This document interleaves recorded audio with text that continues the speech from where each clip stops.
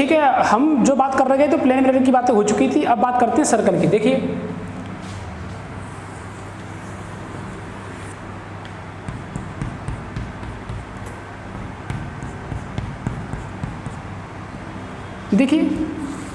ये मैंने मान लिया एक्स एक्सिस, ये मान लिया वाई एक्सिस, हमारे पास इसकी इक्वेशन दी है x square plus y square is equal to 8।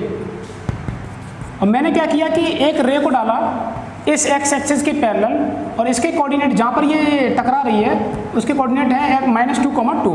हमें बताना है इसका डिविएशन कितना होगा, हमें बताना है कि इसका डिविएशन कितना होगा। तो देखिए डिविएशन निकालने के लिए सबसे पहली बात है कि इस पर मैंने टेंजेंट ड्रॉ किया तो वो एक्स एक्सिस पकड़ कर थीटा, ये भी एंगल थीटा। इस पर परपेंडिकुलर ड्रॉ किया, परपेंडिकुलर से ये वाला एंगल क्या कहलाएगा, इंसिडेंट, तो ये कितना हो जाएगा 90 माइनस थीटा। इस पर मान लो कोई इस तरीके से एंगल, तो ये कितना हो जाएगा 90 माइनस थीटा, क्योंकि रिफ्लेक्टेड रे भी उतने से निकलती है नॉर्मल से। तो ये एंगल क्या कहलाएगा, डेल्टा, यही तुम्हारा डिविएशन है।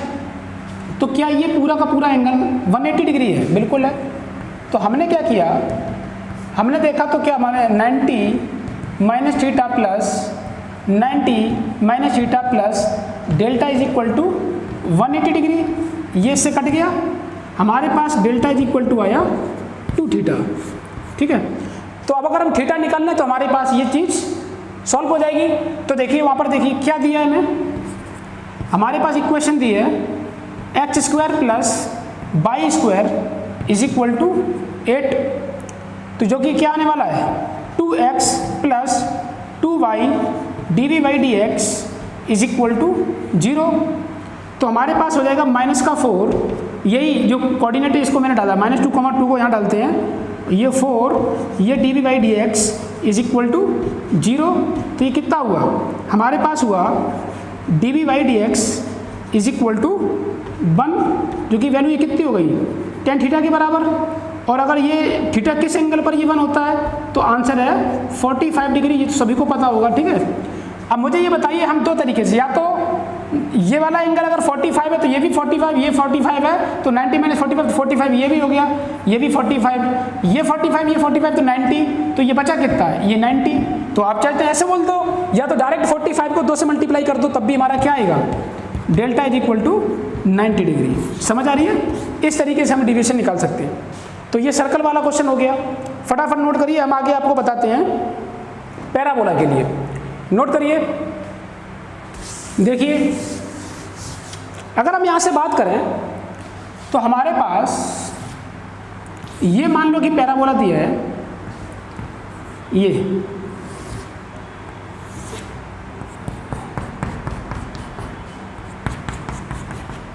इसकी इक्वेशन दी थी मैंने y square is equal to 4x, और मैंने कहा कि ये रे एक्स एक्सिस पर पैरेलल आके यहाँ पर टकराती है। इसका कोऑर्डिनेट मैंने दे दिया 3, या आप कह दो 2,2√2, ये मैंने कह दिया कि इस पॉइंट पर टकराती है। कहानी फिर से वही, टेंजेंट ड्रॉ करो, ये एंगल थीटा तो ये भी थीटा, ये वाला तो 90 माइनस थीटा, तो ये वाला भी ऐसे मान लो कुछ 90 माइनस थीटा, तो ये क्या होगा डेल्टा, क्योंकि ये ही रिफ्लेक्टेड होगी इससे। ठीक है, तो ये डेल्टा कितना आया, तो अभी हमने निकाला था, हमें निकालना क्या है, ये डेल्टा निकालना है। तो डेल्टा अभी हमने बताया था क्या, किसके बराबर आया था इसमें, तो डेल्टा इज इक्वल टू आया था 2 थीटा, अभी हमने पीछे वाले क्वेश्चन से देखा। ठीक है, तो किसी भी तरीके से इसका डिफरेंशिएशन कर लें तो बस हमारा काम हो जाएगा। तो हमने क्या किया कि डिफरेंशिएशन किया, तो हमारे पास आ जाएगा, किसका डिफरेंशिएशन करना है, y square is equal to 4x का। तो हमारे पास हुआ 2y d by d x is equal to 4, ये इससे कटा, हमारे पास y की वैल्यू क्या है, y की वैल्यू है 2√2, तो ये 2√2 और d by d x is equal to 2 से 2 कटा, हमारे पास d by d x is equal to 1/√2 आया। ठीक है, और अगर ये आया तो हमारे पास क्या ये चीज tan थीटा के बराबर होती है, बिल्कुल होती है। और अगर ये tan थीटा के बराबर होती है तो क्या यहाँ से theta is equal to tan inverse अब 1/√2 होगा। ध्यान रखना कि कोई कैलकुलेशन में कोई भी पॉइंट या कोई भी इस तरीके से मैथमेटिक्स में कहीं हो सकता है फॉल्ट, इसे आपको ध्यान रखना होगा। ठीक है, क्योंकि ये अंडरस्टूड है, गलती मतलब कोई छोटी मोटी ऐसी चीज़ें हो जाती हैं बस मैं फिर भी अपने तरफ से ट्राई कर रहा हूँ कि कोई जगह कहीं मतलब कैलकुलेशन गलत ना हो, लेकिन आप ध्यान दे रहे हैं ना। देखिए तो हमारे पास ये आया, तो डिवीजन कितना आ गया, डिवीजन आ गया 2 tan इनवर्स 1/√2। तो ये हमारे पास डिवीजन आ गया। देखिए क्या मैंने सही किया कि इसका डिफरेंशिएशन ये 2/dv/dx इक्वल टू 4, ये 2 से 2 कटा, यहाँ पर 2 बचा, y की वैल्यू हमारी कितनी है 2√2, तो ये रख दिया हमारे पास 1/√2 हो गया, तो ये सही है। तो हमारे पास ये इस तरीके से हमने क्वेश्चन कर लिया। एक क्वेश्चन जो है आपको मैं दे दे रहा हूँ इसी के ऊपर, वो आप घर से ट्राई करना। सर्कल का भी ले लो, इसका भी ले लो, है ना, 2 क्वेश्चन ले लो, आप घर से ट्राई करना। देखिए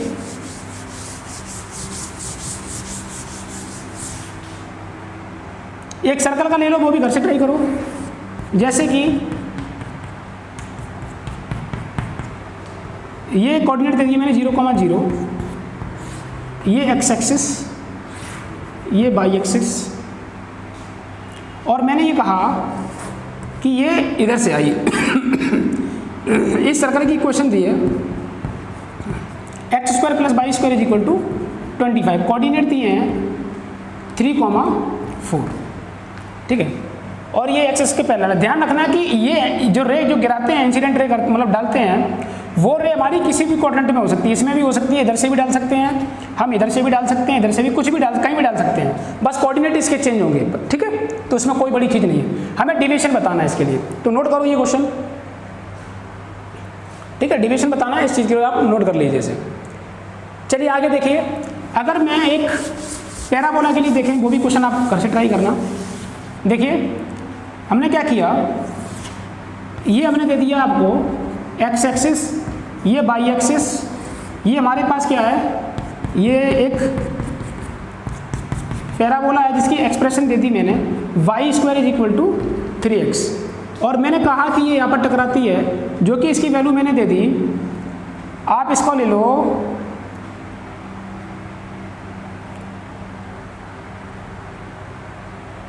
मैंने आपको कह दिया कि 2,√6, ये मान लो कोऑर्डिनेट दे दिया, हमें बताना क्या है, डिवीजन।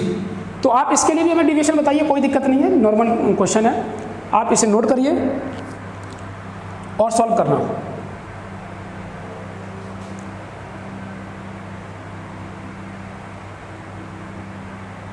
ठीक है, नोट करिए। चलिए आगे देखिए,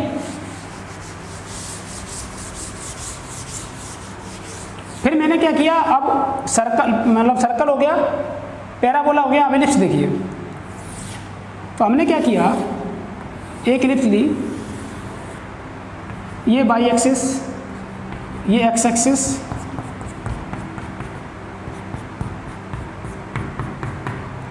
ये मान लो 0,0 दिया है, इसकी एक्सप्रेशन मैंने दे दी x² y9 + y² y4 = 1। मैंने क्या किया, एक्स एक्सिस के पैरेलल एक रे को गिराया, ये किस पॉइंट पर गिरती है, वो गिरती है -3, और √2 और √2, ये इस पर गिरती है, ठीक है, माइनस का 3/√2, √2 पर, ये इस पर गिरती है। तो हमें बताना है कि बताइए इसका डिवीजन कितना होगा। तो वही कहानी फिर से,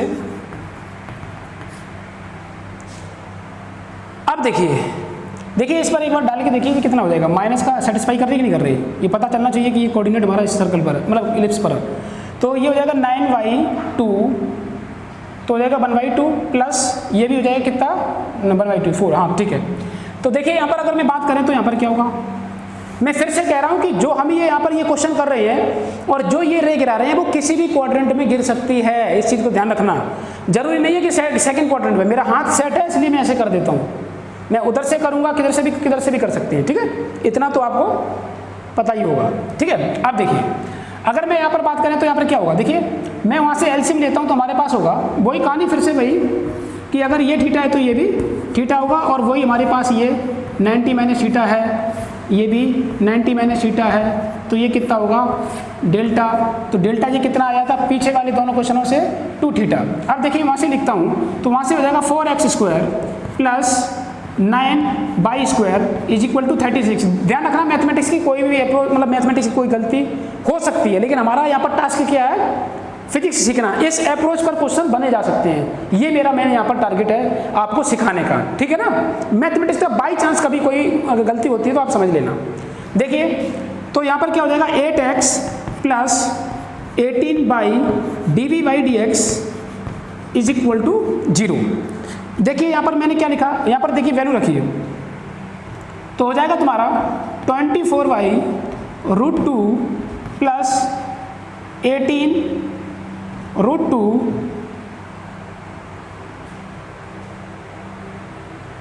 ठीक है, और dv/dx इज इक्वल टू 0।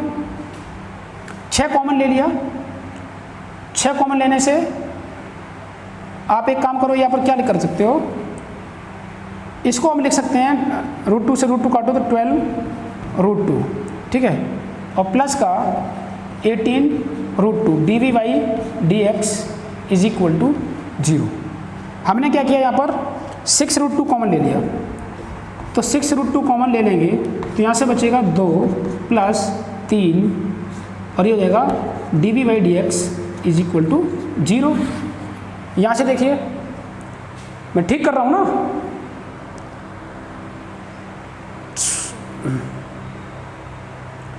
इसका हो जाएगा 8x, ये हो जाएगा 18/dv/dx इज इक्वल टू 0,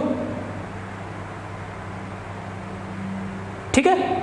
और फिर उसके बाद मैंने x की वैल्यू रखी 3/√2, 3/√2 में 24 हो जाएगा, 24/√2 प्लस 18√2, इसको मैंने क्या किया, 2 से ऊपर काट दिया, 12 हो जाएगा। यहाँ पर 6√2 मैंने कॉमन ले लिया, और उसके बाद बचेगा -2 प्लस 3 और dy, हाँ तो ठीक है। अब देखिए तो यहाँ तो ये तो 0 हो गया, हमारे पास क्या आया, -2 plus 3 dv/dx is equal to 0। तो हमारे पास जो आया वो आया dv/dx इज इक्वल टू 2/3। क्या ये tan थीटा के बराबर हो गया, और tan थीटा के बराबर हो गया तो थीटा की वैल्यू क्या आ गई, tan इनवर्स क्या आ गई 2/3। ये लो, इस तरीके से हमारे पास ये वैल्यू आ गई, और हमको मालूम है कि डेल्टा निकालने के लिए क्या करना है, तो वहाँ पर रख दो वैल्यू 2 tan इनवर्स और वैल्यू आ गई 2/3। कैलकुलेशन चेक करते रहना बस, ठीक है। चलिए और देखिए,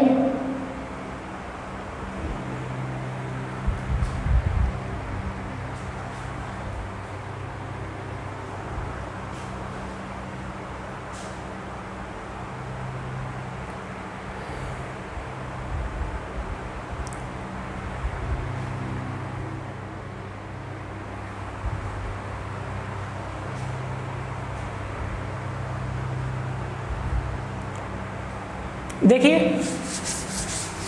ये हमारे पास क्या हो गया, एलिप्स का क्वेश्चन हो गया। एलिप्स को भी ऐसे ही क्वेश्चन दिए जा सकते हैं, है ना। बस ये है कि आप, मेरा मेन यहाँ पर क्या टारगेट है कि इस तरीके की प्रॉब्लम आपको कैसे करनी है, बस। बाकी मैथमेटिक्स की वैल्यू चेंज कर दी जाएंगी, डेटा चेंज कर दिया जाएगा, वो आपको उसी तरीके से देगा जैसे भी उनको पूछना होगा। अगर मान लो इसका कभी कोई क्वेश्चन बनता है तो देखिए, जैसे कि मैंने हाइपरबोला का एक क्वेश्चन दिया, देखो ये ऐसे, ये ऐसे, और इस तरीके से ये मिरर मैंने बना दिया, ठीक है। मैंने यहाँ से एक रे डाली, मैंने इसकी एक्सप्रेशन क्या दी है वो भी देख लो, दी है x²/9 minus y²/4 is equal to 1। जिस जगह पे टकराती है वो है तुम्हारा √18,2। किस पॉइंट पर टकराती है, √18,2 पर टकराती है। तो हमें फिर से कहानी वही है कि डेविएशन बताना है, और हमें मालूम है कि अभी इसके लिए ये कितना था, delta is equal to 2 theta, ठीक है। अब बताइए वहाँ पर अगर डिफरेंस, पहली बात तो एलसीएम दीजिए तो आएगा 4x² माइनस का 9y² इज इक्वल टू 36, ठीक है। अब देखिए इस पर अगर हम डिफरेंशिएट करेंगे तो 4x माइनस का 18y dv/dx is equal to 0। Value रखिए, वहाँ से क्या आएगा, तो ये हो जाएगा तुम्हारा √18 √18 है, तो √18 को क्या लिख सकते हो, 3√2 भी लिख सकते हो, और ये हो जाएगा तुम्हारा 36। ये क्या हो जाएगा आपका 36, और ये हो जाएगा आपका dv/dx इज इक्वल टू 0। ये 24 हो गया, 24 और ये 36, क्या मैं यहाँ पर 12 कॉमन ले सकता हूँ? बिल्कुल ले सकता हूँ। 12 कॉमन लूँगा तो हमारे पास आएगा 2√2, ठीक है, और माइनस का 3, और ये हो जाएगा dv/dx इज इक्वल टू 0। ये देखिए क्या बन गया, ये हो जाएगा तुम्हारा 2√2 इज इक्वल टू 3 dv/dx। तो dv/dx की वैल्यू कितनी आ गई, dv/dx की वैल्यू आ गई 2√2/3, जो कि ये किसके बराबर है, tan थीटा के बराबर है। किसके बराबर है, tan थीटा के बराबर। तो थीटा की वैल्यू क्या हो जाएगी, थीटा की वैल्यू हो जाएगी tan इनवर्स 2√2/3। तो यहाँ से हम डेल्टा कितना लिख सकते हैं, डेल्टा लिख सकता हूँ 2 tan इनवर्स 2√2/3, ये लो, ठीक है, नोट करिए, ठीक है ना, क्लियर है ना। आगे देखिए, हमारे पास कोऑर्डिनेट की जो भी चीज़ें होती हैं उन पर हमने ये सारे क्वेश्चन कर लिए। अब ऐसे ही एक जनरल कर्वेचर भी हम ले सकते हैं। जनरल कर्वेचर भी देखिए, जैसे कि ध्यान से सुनो,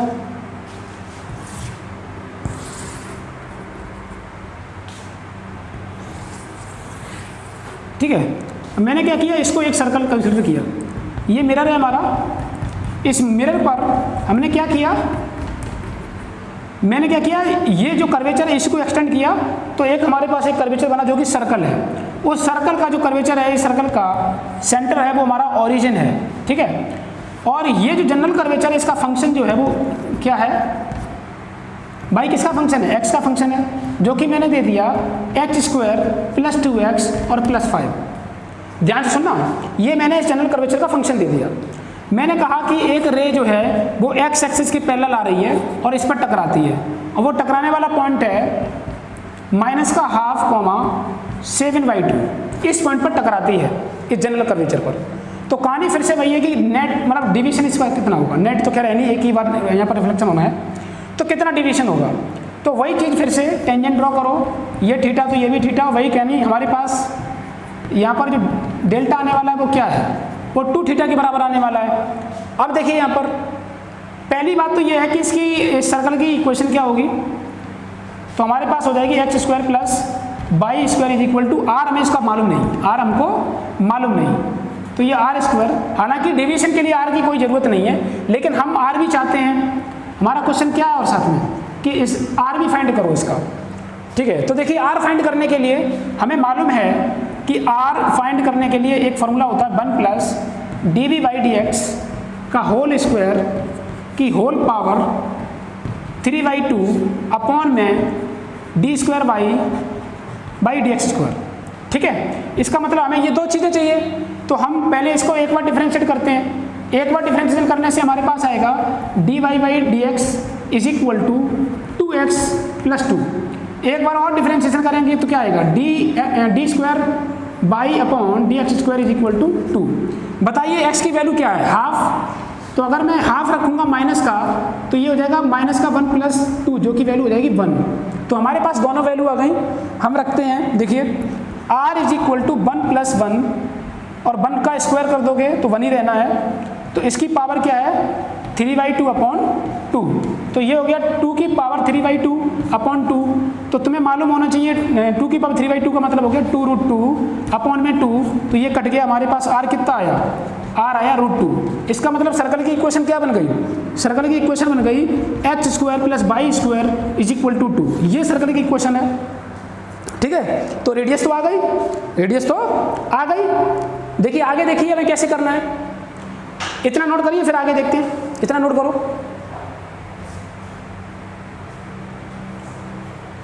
इतना नोट करिए, ये हमारे पास रेडियस आ गई, ठीक है। अब देखिए अब नॉर्मल सर्कल वाला बस प्रॉब्लम हो गई। अब क्या, अब करना क्या, हमारे पास सर्कल की इक्वेशन क्या आई है, x square plus y square is equal to 2, differentiate करो 2x plus 2y dx is equal to 0। बताइए इसकी वैल्यू रखोगे तो क्या आएगा, माइनस का 1 plus 2 into 7y2 dv dx is equal to 0, जो कि ये क्या बन गया, ये बन गया tan theta is equal to 1/7। Basically ये dv dx तो यही आएगा ना, dv dx की वैल्यू क्या आ गई 1/7, क्योंकि ये तो उससे कट गया। तो हमारे पास थीटा कितना आया, थीटा आया हमारे पास tan इनवर्स 1/7, जो कि यहाँ से डेल्टा कितना बन गया 2 tan इनवर्स 1/7। ये लो,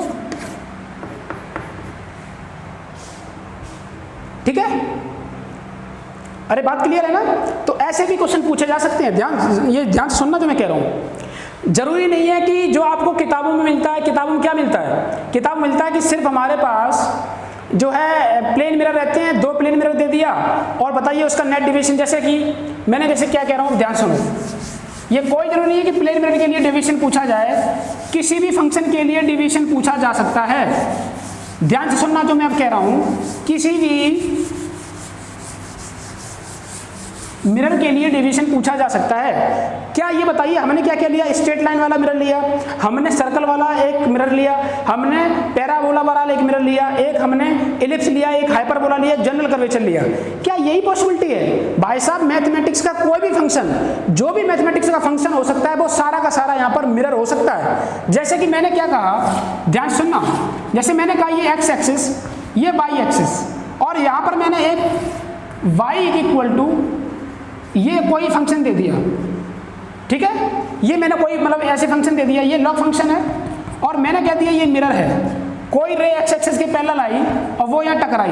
फिर से कहानी, क्या मैं डिवीजन पूछ सकता हूँ? बिल्कुल पूछ सकता हूँ। ध्यान रखना, ये मैंने मान लो कोई भी एक कोऑर्डिनेट दे दिया, उसके हिसाब से क्या मैं डिवीजन निकाल सकता हूँ? बिल्कुल निकाल सकता हूँ। मैं फिर से कह रहा हूँ भाई साहब, किसी भी मैथमेटिक्स के फंक्शन को देके हम क्वेश्चन सॉल्व कर सकते हैं। जैसे कि मैंने ये कहा कि आप इलिप्स ले लो, ये हमारे पास क्या है कि एक इलिप्स है, मैंने क्या किया, इसको मैंने मिरर मान लिया, और ये फंक्शन है y इक्वल टू e की पावर 2x, और मैंने कह दिया कि कोई रे ऐसे आ रही है, तो टकराने के बाद ये कुछ ऐसी जो भी निकलती है, क्या मैं इसके लिए भी डिवीजन निकाल सकता हूँ? बिल्कुल निकाल सकता हूँ। मैं फिर से कह रहा हूँ, किसी भी मैथमेटिक्स के फंक्शन को आप क्या करो, अब यहाँ पर आपको करना क्या है, यहाँ टोटल आपको निकालना है ज्योमेट्री। जिस बंदे का मैथमेटिक्स स्ट्रॉन्ग है, जो आईआईटी वाला, मैं आईआईटी के लिए पढ़ा रहा हूँ, तो जिस बंदे की ज्योमेट्री बहुत स्ट्रॉन्ग है, आप उसके लिए डिवीजन निकाल सकते हो किसी भी मिरर के, मतलब कोई दिक्कत ही नहीं है। जिस बंदे को पूरी मतलब मैथमेटिक्स सही से आती है, मैथमेटिक्स में आपका फिजिक्स इन्वॉल्व किया जा सकता है, और किया गया है कई जगह पर। तो ध्यान देना इन चीज़ों पर कि ये कोई बहुत बड़ी चीज़ नहीं है, ये बहुत छोटी चीज़ें हैं जो मैं आपको बता रहा हूँ, है ना। ये कोई भी बड़ी चीज़ नहीं है, बिल्कुल नॉर्मल बात है। ये किताबों में भी एक आध चीज़ें मिलेंगी, लेकिन हाँ सब चीज़ें नहीं मिलेगी, बट आईआईटी वाईआईटी में ऐसी चीज़ें आसानी से पूछी जा सकती हैं और बिल्कुल नॉर्मल है ना, ठीक है। बाकी आपको मैं असाइनमेंट देता हूँ, उसमें बहुत अच्छी अच्छी प्रॉब्लम और भी रहती हैं, जो कि देखिए मेन चीज़ बच्चे का क्या होता है, टीचर ने जो पढ़ाया और वो पढ़ाया ठीक है, लेकिन बच्चे को प्रैक्टिस करने के लिए उससे रिलेटेड और भी अच्छी प्रॉब्लम्स होनी चाहिए। तो जो मैं आपको पढ़ा रहा हूँ ऐसे समझ लीजिए, इससे भी अच्छी अच्छी प्रॉब्लम्स आपको असाइनमेंट में मैं खुद बनाया हूँ। मैं आपको बता दूं, मैं किसी भी चैप्टर में पढ़ाता हूं, उस चैप्टर में मोस्टली लगभग ऐसे कह सकते हो 30 से 40% में क्लास में ही प्रॉब्लम बनाता हूं खड़े खड़े।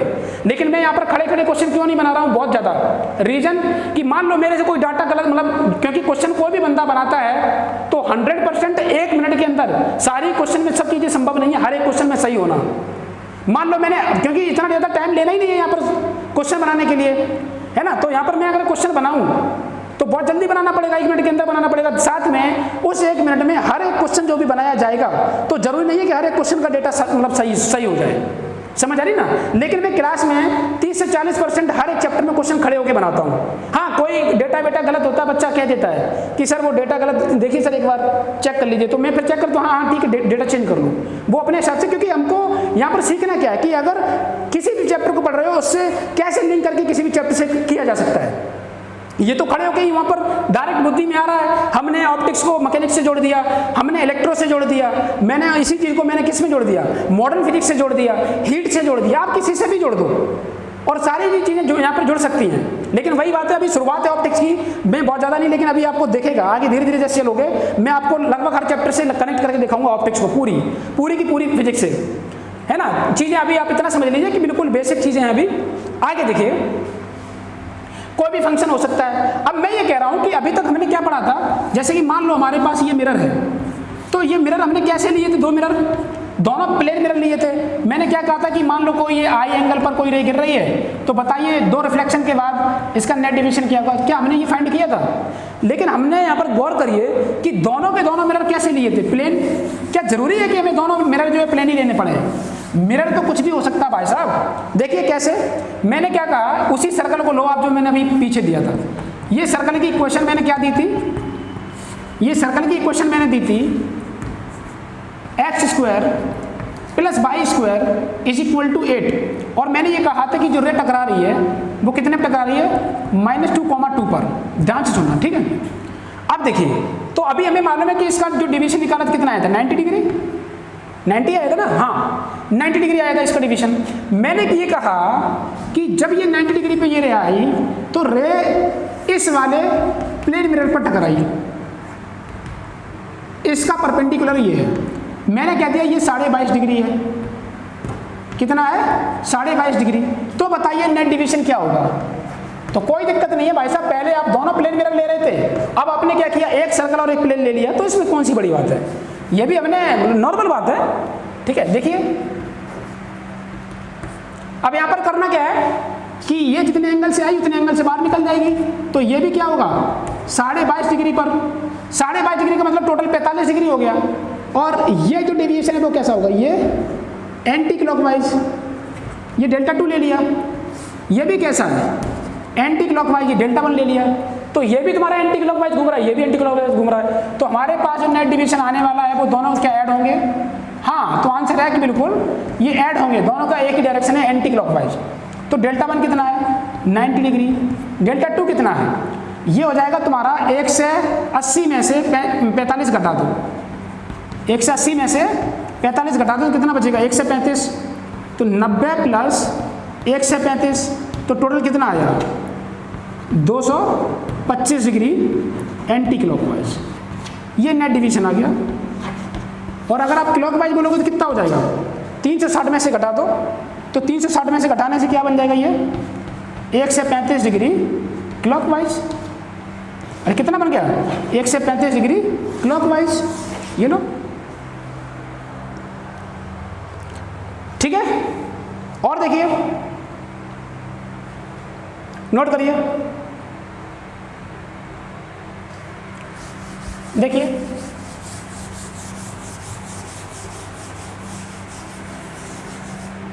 मैंने क्या किया कि मैं क्या कह रहा हूं, इसको मैंने फिर से एक मिरर डाल दिया। कोई फर्क नहीं पड़ता भाई साहब, आप चाहे कुछ भी कर लो, यहां पर आप जितने भी मिरर डालते रहो वो करते रहो, कोई दिक्कत नहीं है। हमने एक बेसिक अप्रोच बताई कि ऐसा पॉसिबल है, ऐसा पॉसिबल है, कुछ भी हो सकता है। देखिए 3 लगा लो, 4 लगा लो, 5 लगा लो, क्या फर्क पड़ता है भाई। देखिए अब मैंने क्या किया कि उसी पैराबोला को जो हमने इक्वेशन ली थी, हमारे पास ये पैराबोला है, ठीक, ये हमारे पास एक कोऑर्डिनेट थे, ये इक्वेशन दी है y² = 4x, और ये कितने पे टकराया है, 2,2√2, 2,2√2। और ये जो थीटा है तो ये भी थीटा। हमने क्या किया कि मान लो कि रे जो भी है ऐसे टकराती है, तो रे टकराने के बाद मैंने कह दिया कि ये किसी सर्कल पे टकराती है। मैंने क्या कह दिया, ये किसी सर्कल वाली मिरर पर टकराती है। इसकी एक्सप्रेशन भी मैंने दे दी, h² + y² = 8। हमने क्या किया, हमने ये कह दिया कि जहाँ पर ये टकरा रही है वो उसके हिसाब से ये एक्स एक्सिस, ये वाई एक्सिस, ये टकरा रही है वो -2, पर टकरा रही है। थर्ड क्वाड्रेंट हो गया, इस पे टकरा रही है। तो बताइए अब ये एक टक्कर ये है, दूसरी टक्कर ये है, तो कहीं भी जा सकती है, कुछ भी जा सकती है। हमें ये मतलब पता करना है कि इसका नेट डिवीजन क्या होगा। तो कोई भी दिक्कत नहीं है, इसका भी आपने निकाला है, इसका भी निकाला है, दोनों को आप जो भी है निकाल लो। क्वेश्चन नोट करो, घर से ट्राई करना।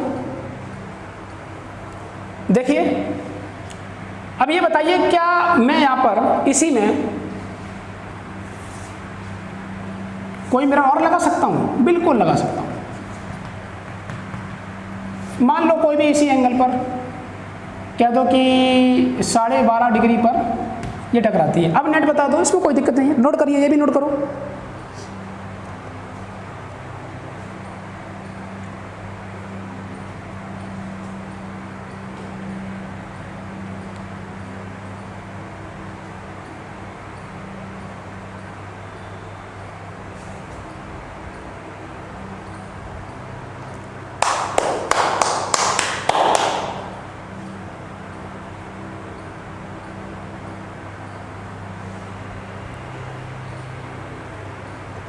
ठीक है, तो मैं आपको फिर से बता रहा हूँ, अब इस पर बहुत ज़्यादा मतलब ऐसे ही क्वेश्चंस बनाए जा सकते हैं। मेरा कहने का मतलब क्या है कि जो चीज़ मैं आपको बता रहा हूँ जरूरी नहीं है प्लेन मिरर पर ये चीज़ें पॉसिबल हैं, ये स्फीयर पे भी हो सकता है, सर्कल पे भी हो सकता है, पैराबोला पे भी हो सकता है, एलिप्स पे भी हो सकता है, हाइपरबोला पे भी हो सकता है, जनरल कर्वेचर पे भी हो सकता है, एक्सपोनेंशियल पे भी हो सकता है, लॉग भी हो सकता है, किसी पे भी आपको डिवीजन पूछा जा सकता है। पूरे के पूरे मैथमेटिक्स में जो भी फंक्शन पॉसिबल है उन सब पर ये तुम्हारा डिवीजन पॉसिबल है, पहली बात। तो दूसरी बात है, जब हम डिवीजन नेट डिवीजन निकालते हैं तो हम नेट डिवीजन का मतलब है कि एक से ज़्यादा रिफ्लेक्शन करना। अब एक से ज़्यादा रिफ्लेक्शन के लिए जरूरी नहीं है कि प्लेन मिरर ही बार बार इस्तेमाल किए जाएं। एक प्लेन मिरर ये दूसरा प्लेन मिरर दोनों टकराया तो आप डिवीजन बता रहे हो नेट नहीं, आप प्लेन मिरर की जगह पर कुछ भी इस्तेमाल कर सकते हो। आप सर्कल एलिप्स के साथ भी कॉम्बिनेशन ला सकते हो, आप सर्कल का हाइपरबोला के साथ भी कॉम्बिनेशन ला सकते हो, आप सर्कल का एलिप्स के साथ भी कॉम्बिनेशन ला सकते हो, आप सर्कल का जनरल कर्वेचर वाला जो मैंने बताया था y = x² + 2x + 5 इसके साथ भी ला सकते हो। आप इस सर्कल का आप एक्सपोनेंशियल फंक्शन के साथ भी कर सकते हो, लॉगरिथमिक किसी भी साथ भी कोई भी कॉम्बिनेशन पॉसिबल है। मैं फिर से कह रहा हूँ, मैथमेटिक्स में जिस बंदे को ये, मैं फिर से कह रहा हूँ, ये नीट से रिलेटेड ज़्यादा चीज़ें नहीं हैं, इसमें नीट का कोई बहुत ज़्यादा रोल नहीं है। बट हाँ, जेई के लिए आईआईटी और मेंस में ये दोनों में मतलब कुछ भी पूछा जा सकता है, क्योंकि जेई आज के टाइम पर जो क्वेश्चन का पैटर्न चेंज हुआ है, जेई का भी जो है थोड़ा स्टैंडर्ड कुछ क्वेश्चन अच्छे आते हैं, तो मतलब उसमें भी ये क्वेश्चन पूछे जा सकते हैं, और आईआईटी में तो है ही है, उसमें तो पूछा ही जा सकता है। और आगे में इन्हीं चीज़ों को, अब मान लीजिए कि ऐसे मैंने 3 रिफ्लेक्शन कराई, इस वाले मिरर को पूरे मैं ओमेगा से रोटेट कर रहा हूँ, इस रे को मान लो किसी से घुमा रहा हूँ, उसको भी घुमा रहा हूँ, इसको भी घुमा रहा हूँ, इसको हम किसी के साथ भी लिंक कर सकते हैं। इसको मैं रोटेशन भी, रे रोटेशन और मिरर रोटेशन के साथ भी इसको और आगे बढ़ाया जा सकता है। तो अभी क्योंकि मैंने अभी रोटेशन वाला कॉन्सेप्ट नहीं बताया है तो मुझे उस पर अभी बात नहीं करनी है। एंगल ऑफ डिवीजन के बारे में अकेली बात हुई है, तो एंगल ऑफ डिवीजन पे जितने भी मैथमेटिक्स के फंक्शन है और किसी भी मैथमेटिक्स फंक्शन को उठा के वो नेट डिवीजन भी पूछ सकता है। तो आप समझ गए होंगे जहाँ तक मुझे लगता है, ऐसी चीज़ें हैं जो आप कर लोगे। तो अगले वीडियो में जब हम देखेंगे तो हम आगे बढ़ेंगे। आज के लिए आपका एंगल ऑफ डिवीजन जो है अब ये क्या है आपका कंप्लीट हुआ है, और इससे रिलेटेड और भी अच्छे क्वेश्चन हैं वो हमने डिजाइन करके अपने असाइनमेंट में रखे हैं, वो पर हम आगे देखते हैं, है ना। तो चलिए ठीक है, आज के लिए इतना काफ़ी है, बाय।